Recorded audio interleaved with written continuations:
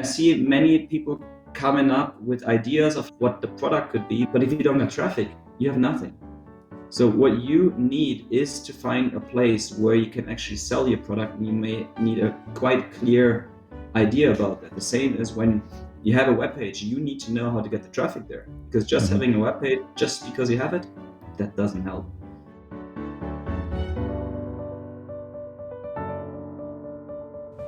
Welcome to the eCommerce podcast with me, your host, Matt Edmondson. The eCommerce podcast is all about helping you deliver e-commerce wow. And to help us do just that, I am chatting with today's guest, Sebastian Herz from Zignify, about how to source products worldwide and save millions, which is a pretty bold claim, isn't it? So I'm looking forward to this conversation. But before Sebastian and I dive into our conversation, let me share with you some of my podcast picks. If you're in the UK and you're of a certain age, you'll laugh at that statement. Anyway, podcast picks. So here, check it out. How to make the most of your EU expansion strategy with Andy Hooper. That was a great conversation that Andy and I had about going from the UK into the EU, or from any other country actually into the EU, and expanding out and seeing what you can do there. You can access our podcast picks and also our entire podcast, start that sentence again, and our entire archive of podcast episodes for free on our website, ecommercepodcast.net. Plus, if you are there, why not sign up for our newsletter, which we send out to you with our podcast pick, along with the notes and links from today's conversation with Sebastian. They all get delivered straight to your inbox, totally free, at no cost to you, which is pretty amazing, isn't it?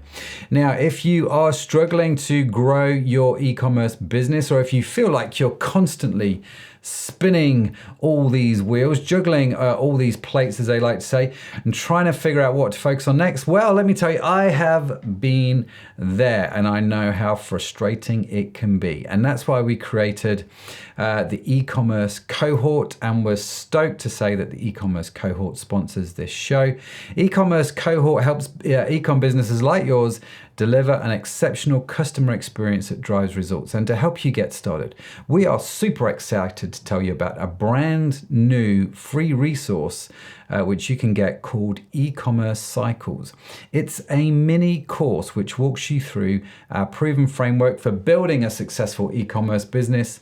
We'll show you the specific steps we take in our own e-com businesses. If you've ever wondered, actually, what does Matt do behind closed doors? Well, we take you through it, and you can see exactly what we do and how we not only take these principles, but how we implement them. And the good news, like I say, is this course is free. It's like a little mini course. It won't take too long, but it does give you some good insights, and really, really helpful if you run an e-commerce business. So go check it out. You can watch that right now. No email, no money, nothing. Just watch it. ecommercecycles.com. That's ecommercecycles.com to access this free training and get started today. It's time to start delivering e-commerce wow to your customers, with the help, of course, of eCommerce Cohort. Get going. See how you get on. Let me know. I'm really curious, genuinely. Now, let's put that to one side and let's chat with Sebastian. Now, Sebastian Herz is an e-commerce expert with a wealth of experience dating back to 2014, which in digital years is a really long time ago. Now, he has successfully launched 2 brands that are now available in popular retail outlets such as Kaufland, Globus, and a whole bunch of others. He has sold over 500,000 products across various platforms, including Amazon, Shopify, and retail outlets. Sebastian not only helps other sellers source high-quality products, but also guides them through the process of reaching wider audiences, including TV shopping and big box retail. Oh yes, that's a heck of an intro, isn't it? Sebastian, welcome to the show, man. Great to have you on the podcast. Looking forward to this conversation. How are you doing? Thank you so much, Matt. You probably see me smiling the whole time. What an energy you're bringing here to the table. That is insane. And you hear all the podcasts all the time, and it sounds so, of course, recorded. But you're bringing in, I can prove it here. You can bring it in live with all of that energy, I'm blown away. Matt, Oh, I'm it's boss. such a you're Come such a in. sweetheart. That's, You're such a wow. sweetheart. No, it's very kind of you to say so, Sebastian. And we try not to be boring because why would you? Anyway, enough about me. Let's talk about you now. Whereabouts in the world are you? What's your accent? Where are we hailing from today? Yeah, I'll try to stop smiling. That is actually from Germany here right now, the east part of Germany, a city called Leipzig. It is Ah, somewhere between Munich and Berlin, eastern mhm. part. That's where I'm sending best greetings from right now. Very good. Very good. So it says here in my notes, right? Because Sadaf, who's the show producer, she puts questions together, and one of the things that we like to think about is the opening question. What's the very first question you're going to ask somebody? And the general thing that Sadaf and I talk about a lot about this is, well, the opening question has obviously got to put you at ease because you're on the podcast, and it's also got to hook in the listener, right? So they've got to go, this is a great question, and I'm drawn in from the start. So this first question really intrigues me, and it's and this is what Sadaf has written. So maybe you can explain this. Some call you the connector. What's the story behind that? Oh, good one. Thanks, Sarah, for what an intro, indeed. Well, I guess it all dates back to, yeah, I started originally in 2014, and I think I've learned a lot, of course, on my own along the way, and now I'm very, very happy of connecting people with the next solution. Mm-hmm. So for the e-commerce area, at least I think in Germany, some people know that I know some people who may help with the next hurdle to jump, with the next challenge that's ahead. And I'm super happy once to get, beyond the sourcing. Once you have a product, you didn't win anything, but you need all the additional solutions, whether it is the pictures, the SEO listings, whether it's the outreach, or getting into big box retail, and or, for example, getting into podcasts. So Matt, maybe I'll send some brands soon your way. And I guess Oh, this is where the fantastic. community comes Yeah, yeah. from. Just loving to help people, solve the next riddle. No, it's brilliant. It's interesting, isn't it, Sebastian, that you've been called the connector? Because, like you, one of the beautiful things about podcasting is you get to meet some incredible people from around the world. And you end up spending a lot of your week when you talk to somebody going, oh, talk to this person and talk to that person, and connecting them in and bridging those gaps. And it's just really interesting to see what happens as a result of that. Okay, so I now understand that you're the connector. So tell me a little bit about your story. How did you end up at Zignify? You started in 2014. You've sold 500,000 products. What's the sort of the quick version of that story? I think originally my way was not set into the e-commerce industry. I went to university for electrical engineering and industrial automation, and stayed with. Of course you did. Of course you did. Of course, why? Because I'm German. Every German is an engineer. No, Yeah, yeah. I um, like that. Very good. but the industrial automation was not necessary, or was not meant for e-commerce. It was for the big oil and gas plants out there, for chemical, pharmaceutical, food and beverage production, as well as automotive. And I stayed with that for 12 years, but then later on decided, hey, I'm putting so much effort into work. Why not building your own business? And that's actually when I used to live in China, or used to live in Asia for 6 years.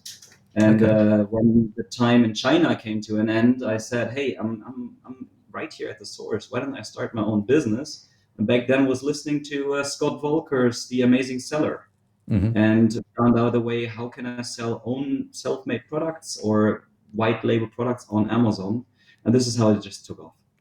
I had the first brand bought. We went on a world travel, worked from the motorcycle 242 days on a travel, moving from Singapore all the way back home to Germany, working full Wow. time and having everywhere better internet than anywhere in Germany. Um, Believe me, it's Yeah, yeah. middle of Mongolia, Gobi Desert. You have great internet, even in the deepest storm. So it depends, of course, where you are. And then it developed into, starting a second brand. And Mm. my wife, or my better half, she's been in sourcing for 18 years, and she's been sourcing for a lot of big companies. back then, and people just started asking us like, hey, I mean, you're doing the sourcing for your own products. Can't you do that for other brands as well? And that's pretty much how it just took off.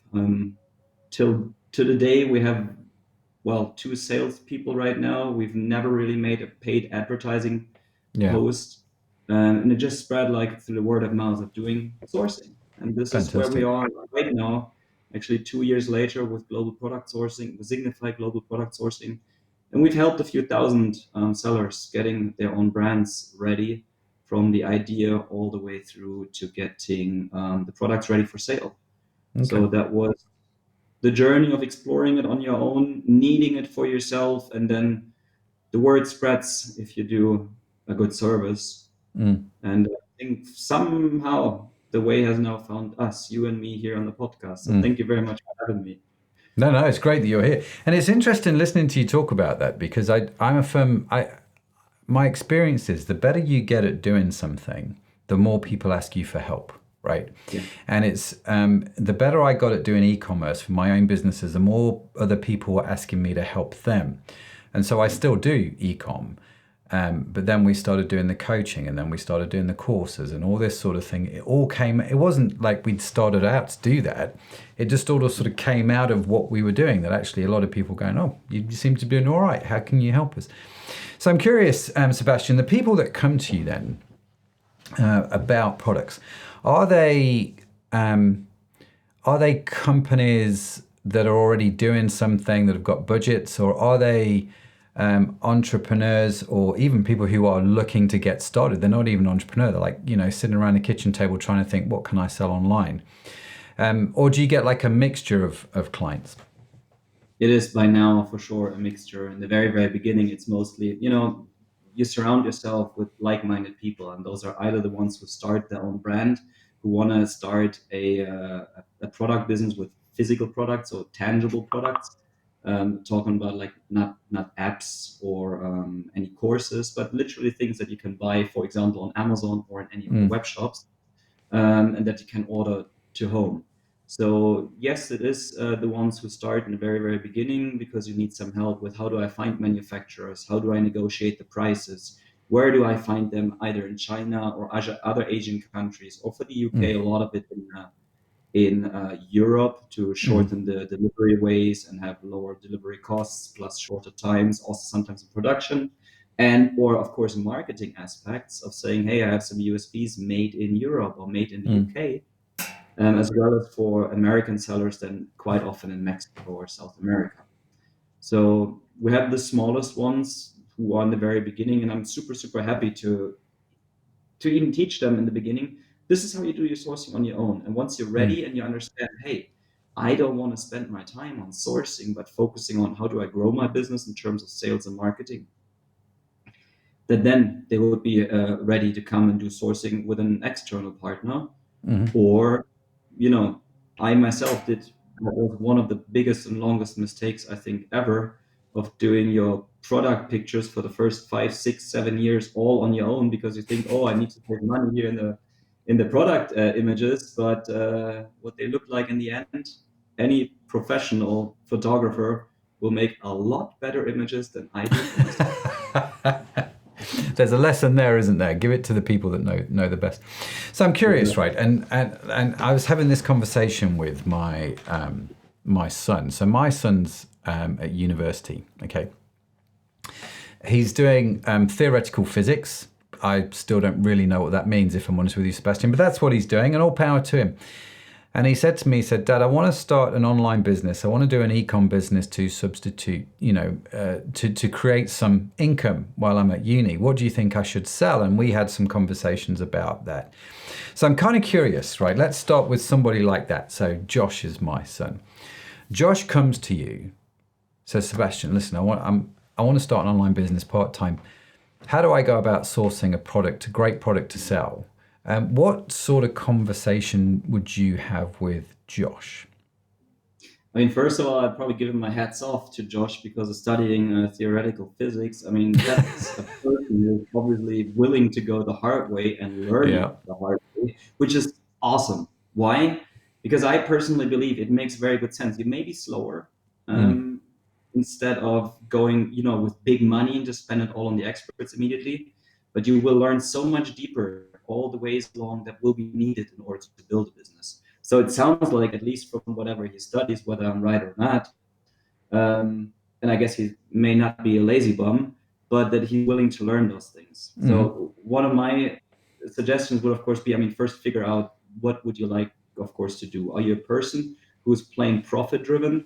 To say, do you want to analyze the market first of all and see where is potential, how big are the niches?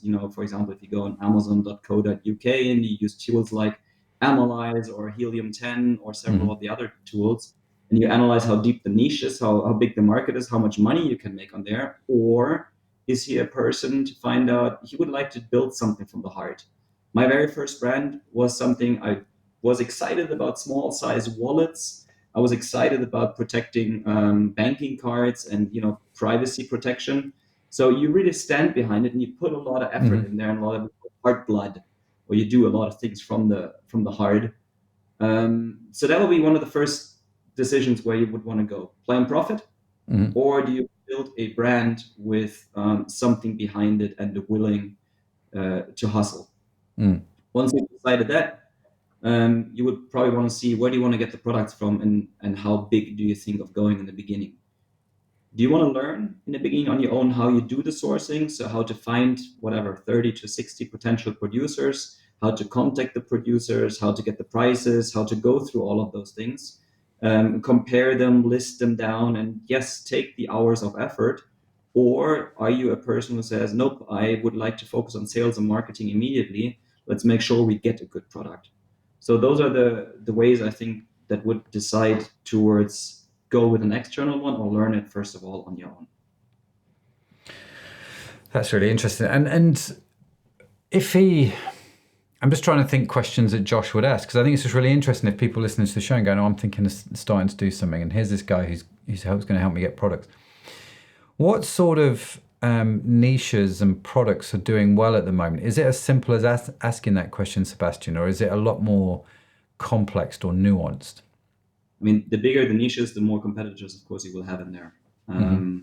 That's for sure. Usually we say, like, what is the thing that people give a lot of money, or parents give a lot of money to? It's products for the babies or for their children. Yeah. And what do they give even more money for? Their pets. So the baby niche and the pet industry, of course, is one where there's a lot of competition going on, but there's also huge money to make because there's a lot of products, there's a lot of demands. So one of the things for sure for Josh also to ask in the beginning is like, I see many people coming up with ideas of having probably good ideas of what the product could be, but then thinking it's like, where do you sell it? It's the same as, everybody by now probably or hopefully knows you have a web page. It can cost $10,000, $20,000 or anything. But if you don't have traffic, you have nothing.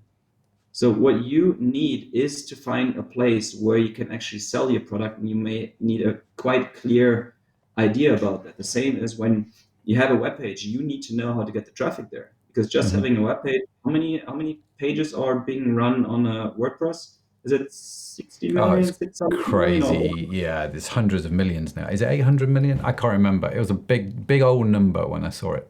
It's a big number. And how do you get the people to be interested in your store? Just because you have it? That doesn't help. Yeah. You do need to, of course, have the idea as well where to sell it. So when it comes to finding niches or markets, you may as well know the deeper you go into the niches, the higher you could, for example, charge for a product. If you're taking a normal pillow for a side sleeper, you put it in like 19 pounds and you're selling it on Amazon. If you're putting a side pillow, it's like a side sleeper pillow, and you make this for some medical use or some orthopedic treatment use, all of a sudden you can charge a lot higher money. The market may be much smaller, because not everybody wants to have a or everybody may want to have a side sleeper pillow, but the demand of the market of saying, hey, I need this for orthopedic reasons, or I need this after a physiotherapy, then there will be less people, but maybe you charge 79 euros. And if you do all of this then together with some medical grade, whatever, you may find a very small niche, but very high prices. So all of those things should go into the factor of what do you want to build and where will you sell it? So big Yeah. niches, the bigger the niche, the more competitors you will have. The smaller the niche, the higher prices you could charge, but the less Mm. competitors you have. But maybe the harder it is to get into the niche because you may need a lot of more certificates for your products. Yeah. So that all depends on how serious do you mean business. Mm. No, they're all good points. And actually, as I normally do, Sebastian, just to prove, I take copious amounts of notes whenever I talk to people.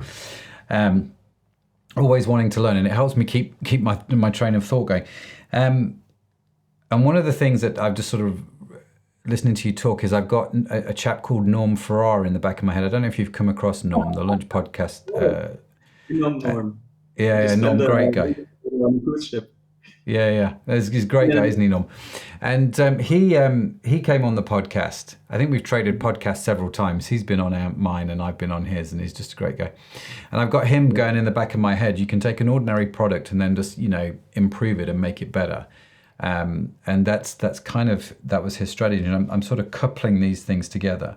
So what happens, Sebastian, if it's not Josh coming to you, but it's, say, me, and I've got an e-commerce business, I'm already trading online. How do you help companies like us, for example, improve our products? Is the process the same? Is it the same questions, or is there some other things that I need to think about?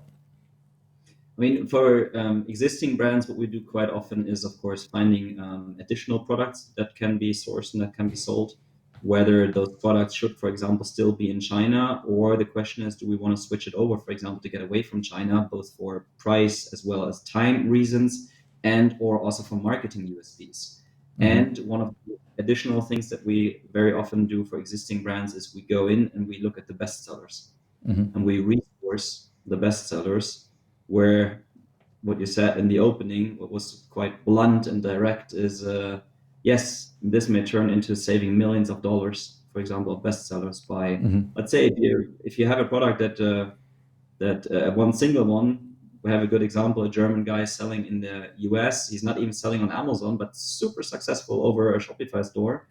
Let's say they're having some beauty accessories, and we found a new supplier outside of China. US has 27% import anti-dumping taxes on this very product, and we found the product $1 cheaper. And now he's selling this product for 500,000 times a year. Wow. That's $500,000 of straight savings on the product purchasing cost. Yeah. Plus another 27% of the import tax of whatever the order then is. And then at the same time, he has about 15 products or so by now. So you can imagine the potential of saving money on your best sellers or the top sellers, for example, with the demand, of course, of finding quality of same or better level. And those are just let's put this in air quotes, the smaller sellers. We do sourcing as well as for some of the biggest aggregators. We do sourcing for, can I say that? I don't know. One of the biggest marketplaces for their own brands themselves, and for some of the big box retailers in their own product or in their production. So whether they sell online or they sell in the stores, there's, for the big ones, for the established ones, possibility to extend your portfolio, get more products, increase your revenue, and at the same time, you may know the saying, the real money is made in purchasing, not in sales. I'm adding brackets in there, not only in sales. Of course, money is made in sales.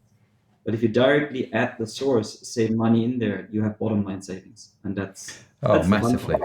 Yeah, massively so. And I mean, I can testify to that, right? You're always fighting to lower your manufacturing costs, or your purchasing costs. So one of the things that intrigues me, Sebastian, you've mentioned it a couple of times, is obviously sourcing products in China. Now, I'm sitting here, right, as an e-com entrepreneur, and I'm going, yeah, I get that if I want to buy in a product, and I'm just looking on my desk, and so I'm just going to pick a random product. I have here Apollo Creed, right? just a little doll thing of Apollo Creed. If you're a Rocky fan, you'll know what I'm talking about. If you're not, you won't have a clue. That's fine. Um, but I have this on my desk, right? And if I'm sort of sitting here thinking, well, I could sell these, or maybe I do sell them. And I need to sort of go out and look for different manufacturers. I get why I'm going to come to you, because I'm going, the world is massive. And there are so many people out there that can help me that I just don't know where to begin. And this has always been the problem that we've had as we've got bigger in our sales, as our businesses have grown. It's finding the suppliers that can help you in a way that you really need to work with a supplier, right? So I get why I'm going to come to you as an agent. And I get actually why Josh is going to come to you and say, Sebastian, you need to help me. I want to get started. You've mentioned a couple of times, though, China. And you even mentioned sourcing products maybe now outside of China. Now, in the state of the world as it currently is, who knows what it will be like when the podcast airs. I'm curious, has there been a move of manufacturers to try and find products outside of China? Are people nervous about China right now? Yeah. I mean, we're still at the moment, let's cut this short, try to build the story, but I'm ending up at where I want to end.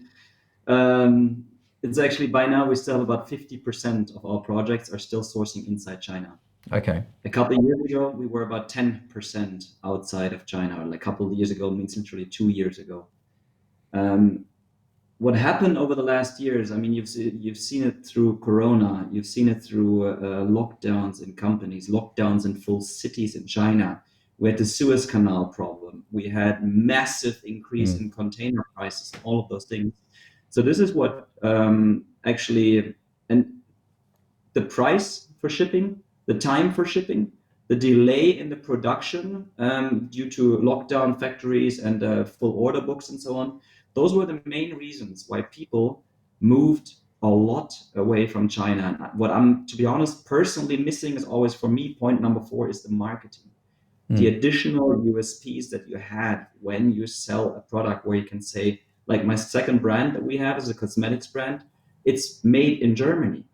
So every time I'm going out there, I can say, hey, you know what, compared to all of the other products out there, we are made in Germany. By the way, we're still cheaper than the other ones, the premium brands. But yes, it has moved from, we used to have 10% of our projects outside of China. China grew massively, but the rest of the world just overtook it. So now we're about 50% of the orders that we have outside of China. So a lot of it for the US sellers, we do Mexico. For UK, we do a lot of in UK or in Europe. Turkey as well is going a lot. Africa is coming more and more. South America, more for the Americans. But also other Asian countries. We even have customers in the US who big fat print on their not made in China. Yeah. That's what they put on some of the products to distinguish the difference from their products compared to all of the competition on the market. Because yes, you do see that, especially also during Corona, so many new brands started sprouting out of the ground. Everybody's trying to get a piece of the cake, and it's coming tougher and tougher.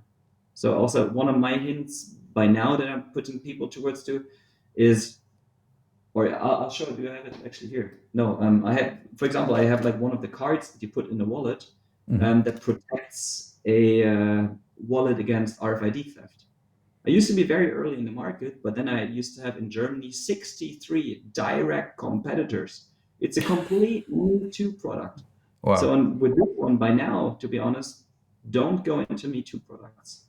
Always differentiate your product. And I suggest by now, try to set yourself off in terms of price to a higher price, to a premium brand. Yeah. Because the more competitors you have, the blocker card that I used to have was 15 euros. Now we're down to 5. And it's just a race to the bottom. You have the same comparable product, somebody will underbid you, and it may be the Chinese. And you just keep the race going until you have something, unless you have a product which is premium, which is different, where you have USPs in there, and then you can set yourself off price-wise, maybe even, 3 times the price of the average market. My personal target, especially for my second brand, is I don't target at Amazon ever at all to become a bestseller. Okay. bestseller sounds great, sounds like a lot of sales. But if you have something that is in comparison with your product, the bestseller will most of the time be the cheapest product. But the higher prices you have, the more money, the more profit you may also have for marketing, where you can place yourself advertised on spot Yeah. number one. Yeah. No, that's well, I mean, going back to the China thing, I get that Corona made everybody wake up to China. I think also, if I'm honest with you, the war in Ukraine has probably opened the world up a little bit more to China. Certainly in the States, going, we're just not happy right now with China. And I can see that people, actually, it is a USP now just to put on there and say this product is not made in China. So it's intriguing that, Sorry, which still, pleased to know, you can really get the very best quality in China. And I mean, we used to live ourselves many years in Asia. And we had surrounded ourselves with expats back then. I myself was in the world market leader for industrial automation. We had people in the same house who worked at Mercedes, at BMW, at all of the biggest companies. I mean, you get the greatest product, the greatest quality from China if you're willing to pay the price, and quite often also better quality than you may easily achieve over here. It's just a perception in the customer's mind that made in China is something bad. Maybe to add on here is the UK used to, I think, was it after World War One or during World War One? They actually founded the thing of made in Germany. And made in Germany used to be a topic of boycotting German industry, to saying this is bad quality, this is German, do not buy from there. Our countrymen, however they've made it, I can't understand with the quality at the moment what they're doing, but they turned it somehow around to say that made in Germany is like the best thing in the world, which for sure it's not necessarily. But you see where a stigma in a customer's mind may control the whole purchasing behavior. So made in China, totally. Not true. Yeah, it's interesting you say that. So you can still get quality products in China. I think from my own point of view, I think it's not so much the quality that I would doubt, because I'm fairly sure that, I mean, I've bought stuff from China, deliberately from China, because the quality is going to be good and the price is fair. I'm a bit of a woodworker, Sebastian, in my spare time. My hobby, I like to get in the wood shop.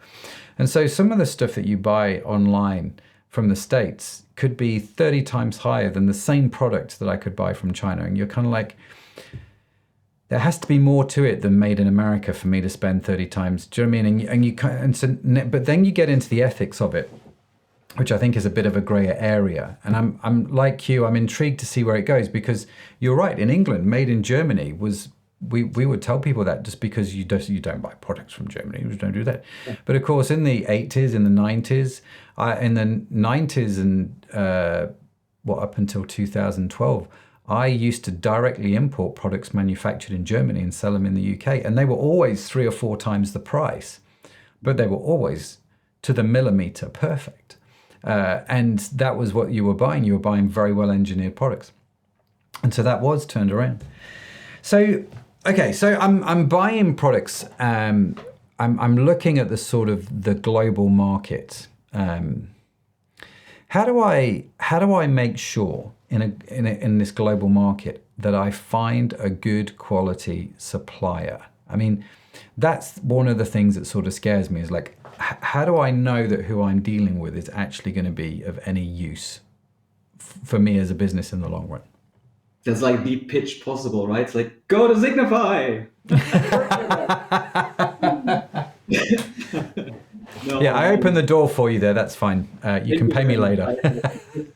Straight through. Couldn't help myself. No, I mean, just even, I mean, if you do the sourcing also on your own, what we usually do when we go, for example, to China to source products for anybody, we usually look for about 30 potential producers. Outside of China, about 60. Why? Well, once, because they don't answer that quickly, they may not produce anymore what they show on the webpage. The webpage may be wrong, and so on and so on. Plus, it's more difficult to get answers, or you need to contact them sometimes 5 times, 6 times, sometimes 7 times in order to get a proposal. But the major reason why getting so many proposals is so that you can compare the prices. Now, you don't want to go into a market and have like 3 proposals. That's what a lot of people teach. Yes, because it's quick. Yes, because it's easy. But to be honest, the more proposals you have, reasonably more proposals, the better your prices will become. The more you can compare, the more you know the real market price. And you can then go and get like 2, 3, 4, or 5 of them and say, guys, send me samples. I want to look at the samples. And then you have already pre-qualified the ones where you say um, they could be reasonably priced, so let's get samples. You will do for sure quality control on your products, right? On the samples. One of the big things is please also never, never, never, never make a final payment to a producer before you have checked the mass production quality. Mm-hmm. You can do a quality inspection in the middle of a production, fly there, or send us, if we're there in those countries, send us there, or any other sourcing agency that offers that. Do it during the production, do it after the production, do it before final packaging and final ship out, do it after pallet packing, or depending on how large your products, of course, are, if you need pallets or just simply boxes. But do the quality control. And I think that's the answer to the question. How do you make sure you get the best ones? Mm-hmm. Talk to as many as reasonably possible, and then check the quality. And It's only if the quality is good in the end, then you do the 100% the final payment. Mm-hmm. The longer you're in the game, you may be able to make a payment then, after delivery, but most of it will, of course, be 100% upfront. Or if we're within EU or European, what's the English word? Like the European not business network, but the business union, Wirtschaftsraum, economical union, whatever it is. The EEA. What's it? It's the EEA, the European Economic Association. I think that's what it stands for. I know. Yeah. And then you may, also like order and pay after delivery. But very important is do quality control. I give you one short reason why you should also always do it for the mass production. You may think that the samples are good. And it's actually I'm sorry, it's very sad for the person who was affected, but it's kind of my favorite story. He ordered the products from a supplier before he came to us and said, all right, sample number 2, that's the one I would like to have. Placed the order, everything went through, production happened, shipment, all went good, all through into Germany, boom, off into his storage. He opens the container and sees, oh my God, that looks very different from the sample that I wanted to have. They tried to make the same red, the same stitching, the same everything. But what did they do? The supplier who wanted to produce sample number 2 bought the samples from other companies and said, look, we can produce it. And then when they were supposed to produce it, they tried to do the best to copy the product. So you may also find out that suppliers buy samples from other companies to pretend that they have produced the products. So what you can do is also all the backgrounds with the companies, have video calls with them, get them by surprise whenever you have one of the salespeople in there. It's like, just ask them randomly. So are you in the company right now? Are you in the factories? Like, are you the real producer? Yes, I am. It's like, okay, what kind of phone do you have? Why do you ask? I have an iPhone, iPhone 13. All the Chinese usually have an iPhone. I was like, all right, I want you to turn on the camera right now. I would like to have a walk with you through the factory. And then you'll see all of a sudden, oh, damn, this is an office. There's no production here. We're a trading company. Boom, out. Do the background checks, check the legal pages, check if they are a trading company or not. Are they the real producers? Have they produced that thing before? Can you show me the real production? I want to see that you have done mass production for this very product. Show me some pictures, or show me the stock that you have left in your warehouses. All of those questions that could turn out into, I would like to see the reality. Is it true? Most of the time, but ask others simply for help. It helps definitely speaking the local language from the producers, of course. Yeah, so I'm sure it does. What are some of then, Sebastian, what are some of the common mistakes you see people making when sourcing products? Because you've given a few examples there, like the guy that thought he was ordering one thing but ordered something completely different. But I'm just what are the common mistakes that we would make, maybe? When you, in general, not getting enough proposals, not checking the quality enough, the quality control also on the mass production. And when you want to source outside of China, you need to know, China has Alibaba. So the Chinese, that's what I usually say, they answer. The salespeople are very driven to sell because they get a base salary and a good commission of every order. So they're driven to answer day and night on Sundays and Chinese New Year all the time. They show, hey, I'm here, hey, I'm there, hey, I'm this. And I usually say the quality of the answer, that's a different topic, but they show they're there and they want to sell. Now, when going outside of China, there is no Alibaba where you place. You can find some on Alibaba. You have some other platforms as well where you can get the some of the suppliers, but many times you need to call them, email them. You need a lot more patience. Most of us, and you can probably second that also in the UK, if you call some company to produce whatever, some metal shields or do any plastics or any woodwork, it may be difficult to get the quotation from them. Why? Because most of them, they are not as sales driven as the Chinese. They don't have a salesperson specifically answering every potential platform. So what you need to bring outside of China is more patience. It may take 5, 6, 7 times of contacting the same one, the same potential supplier, in order to get a proposal. Because they very often also think like, well, you compare the prices anyhow only to China. I will not get the order. Or my colleague, he's on vacation right now. We don't check their email. Or I'm sick, or I'm on vacation, or I have Corona, and well, we were closed because of wealth, or something like this. Yeah. Having 2, 3, 4 large customers and not wanting to deal with the smaller potential customers who may turn big. That is something we have really missed to adapt, while China has just driven that forward. Wow. All top tips, Sebastian. Now, I guess my final question on this, because I'm aware of time. If someone's listening to the show, they're going, this is great, Sebastian. I'm kind of listening to you and I'm thinking this is cool. What are some of the things they should have in mind when working with a product supplier like yourself? Like, what are some of the mistakes you see people make there? Because I get the appeal, because frankly, product sourcing does not thrill me at all on any kind of level. So I'm going to go see Sebastian. That's awesome. But how do I know you're the right person to go talk to? One of the things we grew out of own demand, and we want to do the sourcing the same way as we do it for ourselves, for our own products. We want it open, honest, and 100% transparent. And that is why when you go, for example, to sourcing companies, check, do they get a percentage of the order volume? So it means if you place an order of 20,000 with them, or 50,000, or even less, do they get a percentage of it? And do they tell you the supplier name? Most of the times they don't. I personally don't see a reason, if you order for $500 or $500,000, that it should cost you anything different. If I get a 10%, whatever, on there, then it would be $50 or $50,000. The work is the same. Now, if you don't have a chance to know who is the supplier, you will never be able to get in contact with. And all of the reorders have to be done through the same sourcing company as well, which then will ask a smaller percentage, but a 6% on $500,000 order is $30,000.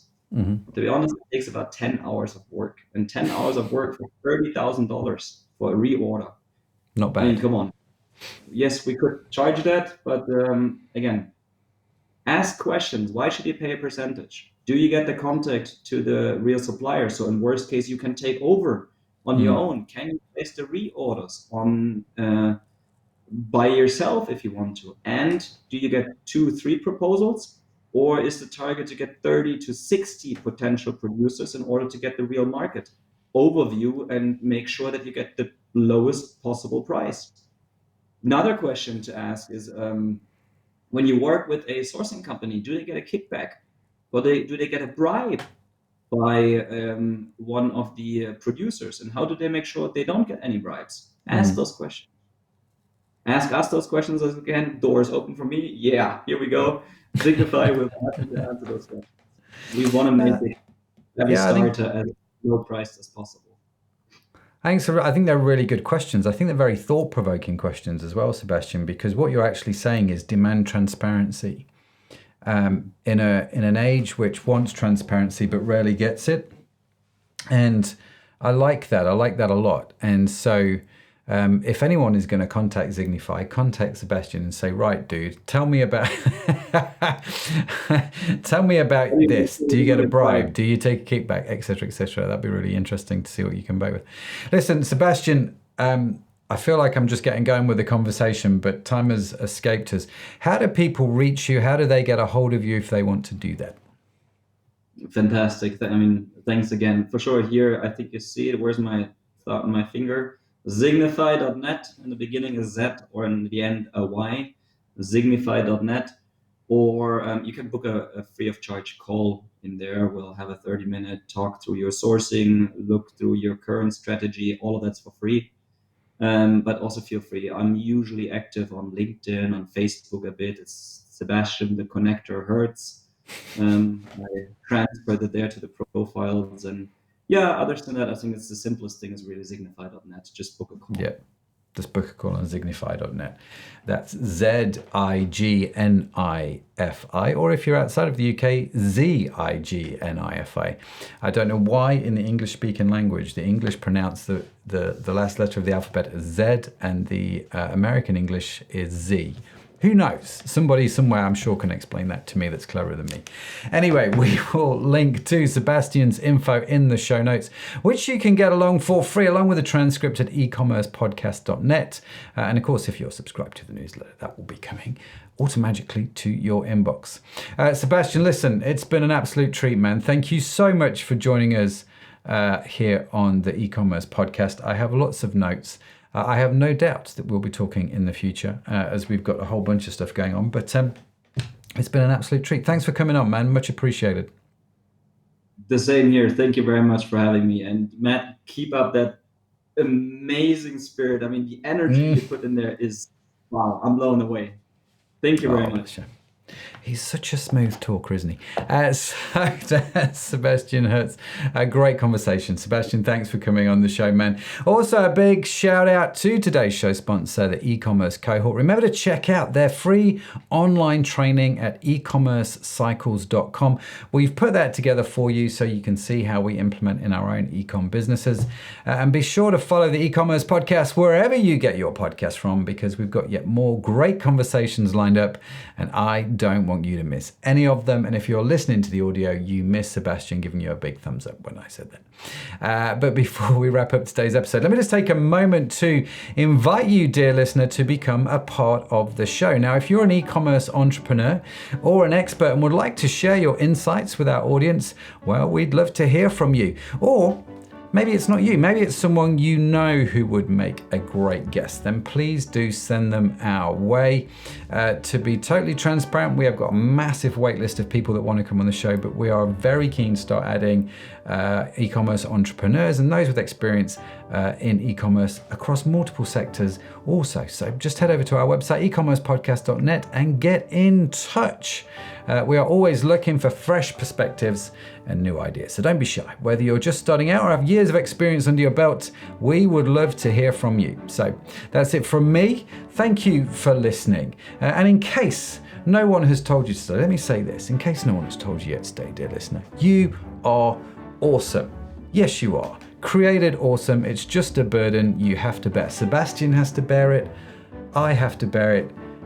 You've got to bear it too. Now, the e-commerce podcast is produced by Orion Media. You can find our entire archive of episodes on your favorite podcast app.